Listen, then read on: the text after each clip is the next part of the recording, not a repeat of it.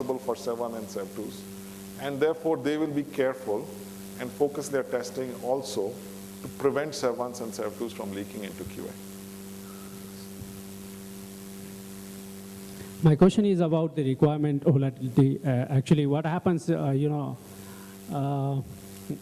in practical scenario, if you see, is like sometimes we'll get the requirements through an email, or even though we get the requirement document, that will be very vague and that's not very clear.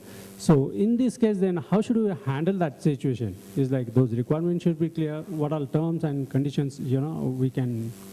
So in a mini waterfall scenario, or a waterfall scenario, you don't start until requirements are clear. And obviously, there will be some requirements that will change, but the expectation is I will only start coding and working on test scenarios for those requirements that are frozen.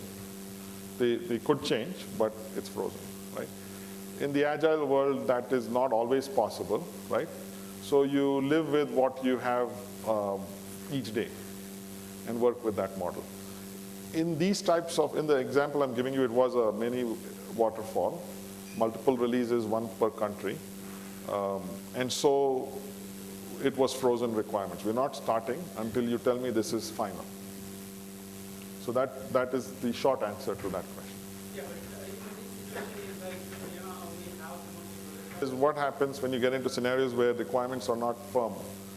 And so the right way or the best way to do this is to have your contract with the bank or your client, or if it's a QA company within a bank, to ensure that everyone is on the same page as far as the prerequisites to testing and what the cost of testing will be when you have changes that occur. And I would dashboard it. Requirements volatility index, cost of retest, cost of redesign, and put it on the dashboard every single run. As soon as the test managers trickling up to the CXO start seeing, why is my cost of testing high? Earlier in the day, we talked about time to market. Why can't I get to market quicker? Oh, look, I have changed my requirements 20 times, and this has caused my rework to happen. And this is why I cannot finish, because on the last day, when I thought I would go live, something fundamental came up. Now I have to redo my regression test. So those are ways in which you dashboard it if you're already in that situation. The best way is to either contractually bring it into your contract. So because so I'll give you the example of this bank. This bank is like your small bank. They are not IT people. They don't think IT. They've never done transformations. I mean, because they are so behind, this is the first time they're doing a transformation. And so they could fall into the trap of a regular cycle that we know and live and breathe every day, but because they don't do it. And so the best way is to advise them up front, put it in your agreement so they also know what they have to be careful about. I don't understand about considering this industry.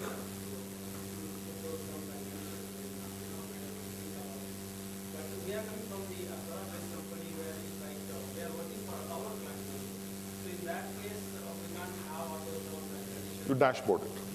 You dashboard it, so there becomes a mirror. Everybody sees what the impact of their requirements changes. You also can present a what-if scenario. What if my requirement had not changed and I'd arrived at my last requirement from day one?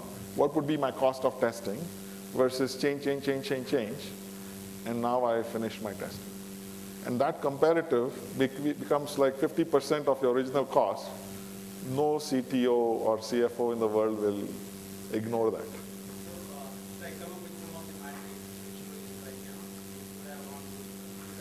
Requirements volatility, cost of redesign of test cases, cost of re-execution of regression. Those are the metrics you want on the dashboard.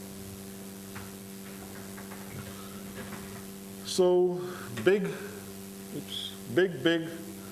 worry with any banking transformation. If you were holding an account with, I don't know, whichever bank you pick, I'm not going to take brand names. I tried once, but. So, and it was going through a major transformation. What would you be most concerned about? Transition charges? Okay. No, I think I would be concerned about the principal amount in my bank account.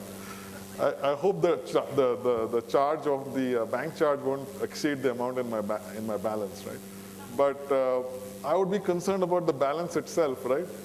If a few zeros are missing on the right side of the wrong side, if you want to look at it, of the numbers, right?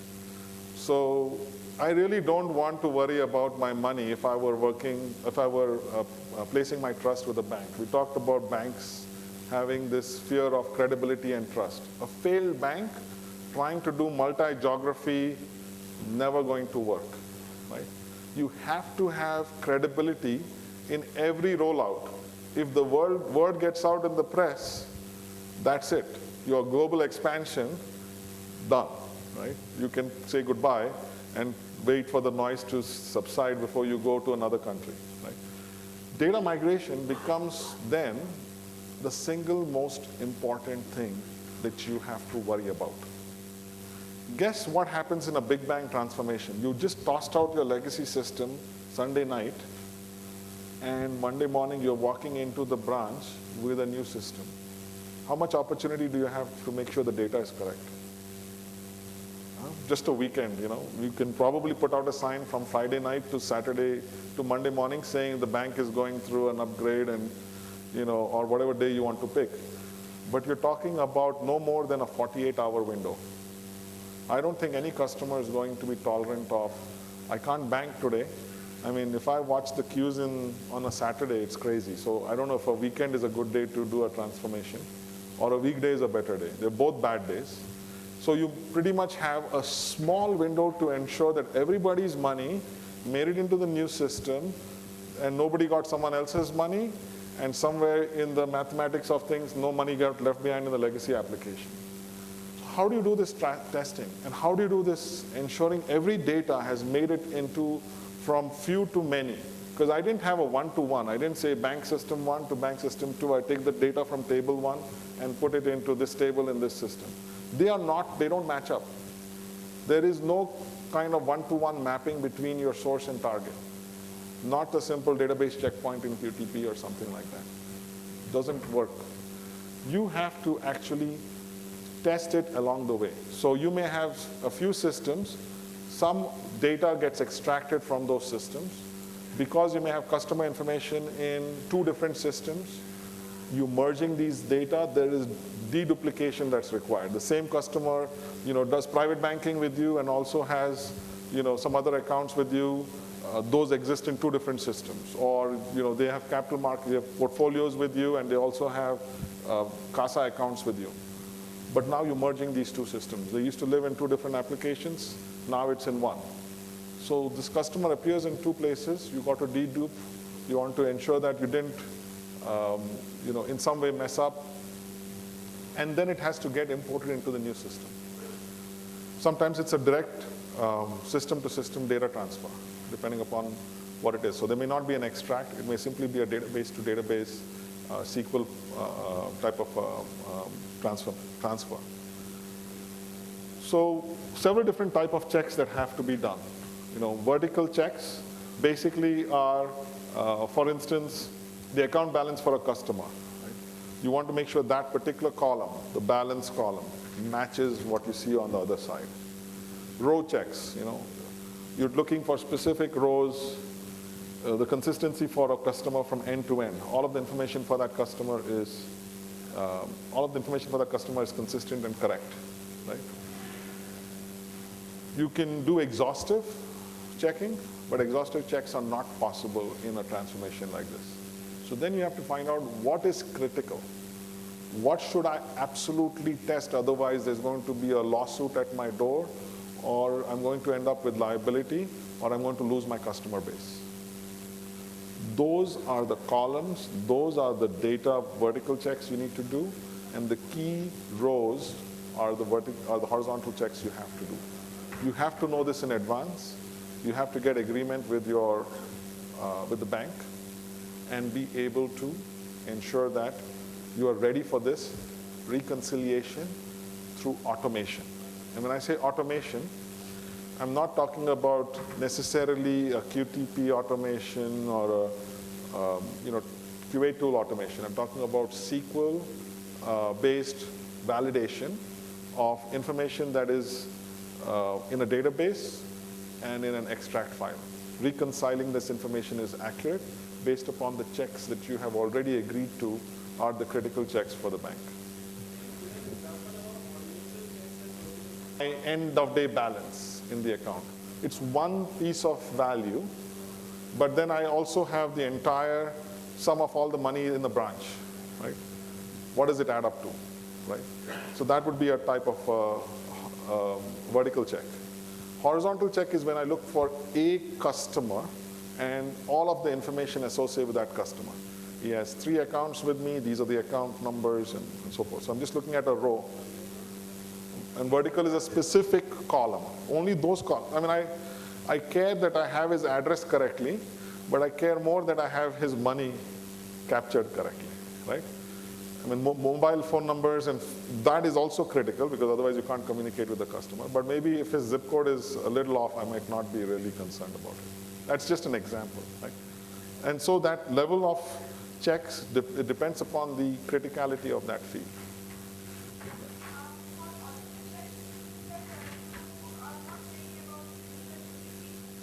Instances, you may not be able to do those types of automated reconciliation through just a QA tool alone.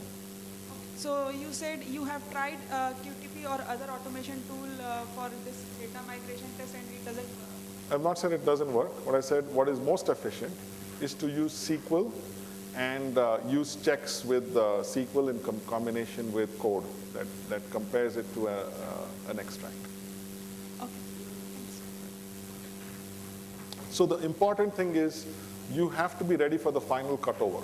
The day the bank decides to cut over to the new system, your automated reconciliation should be rerun, and your opportunity to test it is right in that UAT cycle, round 2, which is your migrated data cycle. You have to have everything ready by that time, so you can test it in round 2.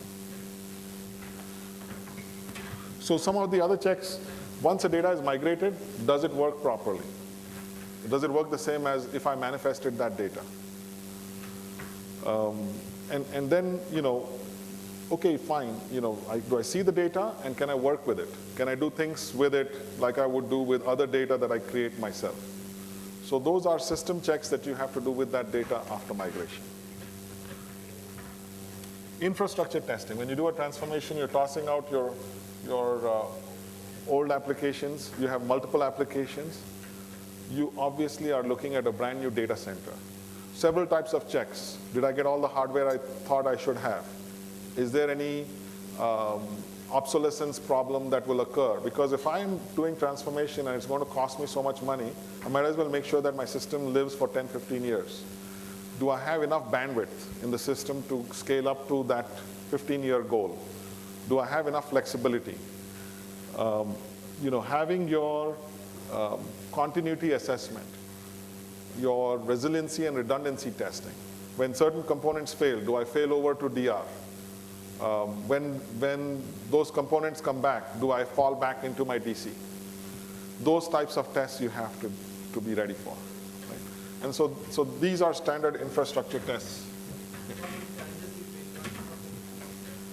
So the challenges were the actual inventorying of all of these systems, because each of the OEMs may have their own spec, their own hardware, and what needs to be in the data center.